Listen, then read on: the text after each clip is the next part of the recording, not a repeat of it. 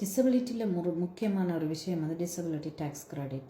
உங்களில் பல பேர் நீங்கள் கால் பண்ணி கதைக்கிறீங்க, ஆனால் ஒருவருக்குமே அதாவது ஒரு 60% பீப்புளுக்கு வந்து இந்த டிசபிலிட்டி டேக்ஸ் கிரெடிட்டை பற்றி தெரியுது இல்லை. ஆனால் அதுதான் வந்து உங்களுக்கு முக்கியமாக இம்பார்ட்டன்ட். அது என்ன விதமான டிசபிலிட்டியாகவும் இருக்கலாம், சைல்டு அல்லது அடல்ட், எனி டிசபிலிட்டி. உங்களுக்கு நீங்கள் டிசபிலிட்டி டேக்ஸ் கிரெடிட் வந்து எடுத்து வச்சுருக்கணும். இந்த டிசபிலிட்டி டேக்ஸ் கிரெடிட் எங்கே போய் எடுக்கலாம், எப்படி எடுக்கலாம்னு பார்த்தீங்கன்னு சொன்னால், நீங்கள் வந்து உங்களை யார் டிசபிலிட்டின்னு சொல்லி டயக்னோஸ் பண்ணினாங்களோ, இந்த டாக்டர் அல்லது நர்ஸ் ப்ராக்டிஷனர் அல்லது ஸ்பெஷலிஸ்ட் யார் டயக்னோஸ் பண்ணினாங்களோ அவங்க தான் அந்த டேக்ஸ் கிரெடிட்டுக்கு வந்து அப்ளை பண்ணலாம்.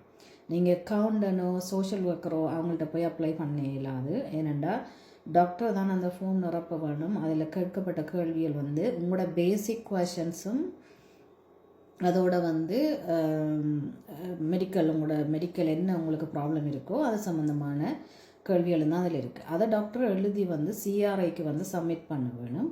சிஆர்ஐ வந்து உங்களுக்கு அவங்களோட டைம் ஃப்ரேம் வந்து 120 days, சில நேரம் 1 month 2 monthsலேயும் உங்களுக்கு அந்த லெட்டர் டிசிஷன் லெட்டர் வந்து வரும். அந்த லெட்டரில் என்ன எழுதியிருக்கோம்னு சொன்னால் டிட்டர்மினேஷன் ஆஃப் நோட்டீஸ், அதான் அந்த அவங்க ஃபைனலாக அனுப்புறது. அந்த டிட்டர்மினேஷன் ஆஃப் நோட்டீஸில் பார்த்தீங்கன்னா நீங்கள் டிசபிலிட்டியாக ஆல்ரெடி 5 வருஷம் அல்லது 3 வருஷமோ 10 வருஷம் இருந்திருப்பீங்க. ஆனால் நீங்கள் டிசபிலிட்டி டேக்ஸ் கிரெடிட் நீங்கள் இப்போ தான் அப்ளை பண்ணுறீங்கன்னு சொன்னால் உங்களுக்கு வந்து டாக்டர் எவ்வளோ நாளில் வருத்தம் இருந்ததுன்றது அவர் எக்ஸ்ப்ளனேஷன் அதில் கொடுத்துருப்பேன். இப்போ அதன் அடிப்படையில் உங்களுக்கு உங்களோட நோய் சம்மந்தமான இது வந்து சிஆர்ஐயால் அக்செப்ட் பண்ணப்பட்டிருந்தால் அவங்க என்ன செய்வாங்கன்னு சொன்னால் உங்களுக்கு அப்ரூவ் பண்ணுவாங்க. இதை அப்ரூவ் பண்ணி வருஷத்துலேருந்து இந்த கவரேஜ் இருக்குன்னு சொல்லி உங்களுக்கு சொல்லுவாங்க. அதோட இதில் என்ன இருக்குது இன்னொரு விஷயம்னு பார்த்தீங்கன்னு சொன்னால் உங்களுக்கு என்னென்ன பெனிஃபிட்ஸுக்கு நீங்கள் அப்ளை பண்ணலாம், என்ன விதமான கவரேஜஸை நீங்கள் எடுக்கலாம், என்ன விதமான பெனிஃபிட்ஸ் எடுக்கலாம், அது எல்லா இன்ஃபர்மேஷனும் அதில் இருக்கும். சில நேரம் நீங்கள் இல்லாட்டாலும் வேறு பெனிஃபிட்ஸுக்கு நீங்கள் அப்ளை பண்ண போகிற நேரம் இந்த டிசபிலிட்டி டேக்ஸ் கிரெடிட் தான் உங்களுக்கு வேணும். ஏனென்று சொன்னால் எல்லா பெனிஃபிட்ஸுக்கும் அப்ளை பண்ண போகிற நேரத்தில் அந்த ஆர்கனைசேஷனோ அந்த செக்டர் அவங்களுக்கு தெரியாது நீங்கள் டிசபிலிட்டின்னு. இது ஒரு ஐடென்டிஃபிகேஷன் டாக்குமெண்ட் மாதிரி தான் உங்களுக்கு. அதை வச்சு தான் நீங்கள் எல்லா பெனிஃபிட்டுக்கும் வந்து நீங்கள் அப்ளை பண்ணலாம். ஆகவே நீங்கள் ஓடிஎஸ்பியில் இருக்கிறீங்க அல்லது வேறு சைல்டு டிசபிலிட்டி எதென்றாலும் பரவாயில்லை, இந்த டிசபிலிட்டி டேக்ஸ் கிரெடிட்டுக்கு நீங்கள் அப்ளை பண்ணி எடுங்க.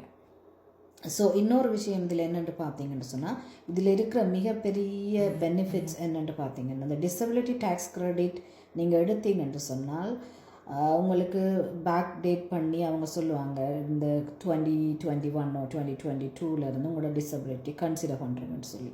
ஸோ அந்த இயர்லேருந்து நீங்கள் இப்போ இருக்கிற இயர் வரைக்கும் நீங்கள் பே பண்ணின டேக்ஸில் வந்து ஒரு போர்ஷனை வந்து நீங்கள் ரிட்டர்னாக எடுக்கலாம். அது வந்து டேக்ஸ் பே பண்ணியிருந்தீங்கன்றால் அந்த ரிட்டர்ன் எடுக்கலாம். இது என்னென்னு சொன்னால் டேக்ஸ் கிரெடிட் வந்து உங்களுக்கு இருக்குது.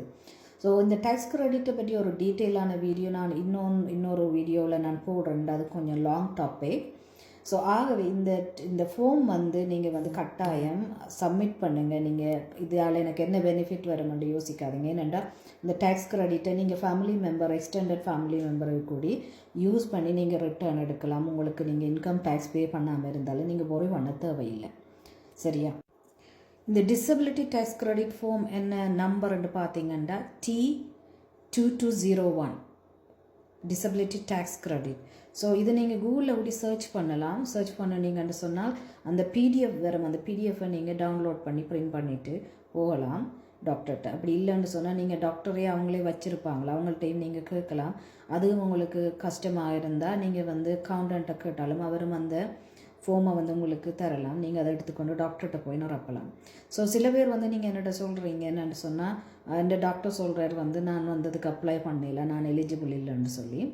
நீங்கள் டிசபிலிட்டி அண்ட் அவர் உங்களை டயக்னோஸ் பண்ணியிருந்தால் நீங்கள் குவாலிஃபைடா இல்லையா இந்த டிசபிலிட்டி டேக்ஸ் கிரெடிட்டுக்கண்டு டிசைட் பண்ணுறதுக்கு டாக்டருக்கு கவர்மெண்ட் வந்து அந்த அனுமதி கொடுக்கல. அதை யார் டிசைட் பண்ணலாம்டா சிஆர்ஐ மட்டும்தான் டிசைட் பண்ணலாம். டாக்டரோட கடமை என்னென்னு சொன்னால் உங்களுக்கு இந்த நோய் இருக்குது, நீங்கள் டிசபிளாக இருக்கீங்க, உங்களோட டே டு டே ஆக்டிவிட்டீஸ் பாதிக்கப்படுது, உங்களோட நாளாந்த வாழ்க்கையில் நீங்கள் சில நடவடிக்கைகளை உங்களை பாதிக்குது இந்த நோய்.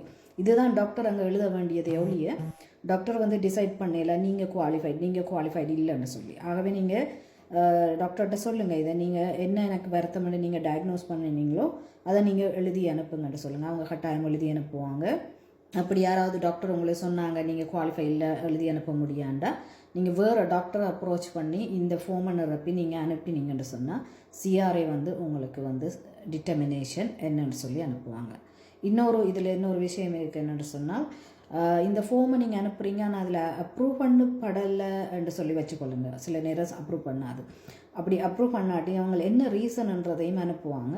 நீங்கள் அந்த ரீசனை தெரிஞ்சு கொண்டு அந்த நோய் சம்பந்தமான சரியான விளக்கம் எழுதப்படாமல் இருக்கலாம், அல்லது என்ன விடயத்துக்காக அதை அப்ரூவ் பண்ணப்படலை, நீங்கள் திருப்பியும் நீங்கள் அதை சரியாக நிரப்பி திருப்பியும் நீங்கள் அதுக்கு அப்ளை பண்ணலாம்.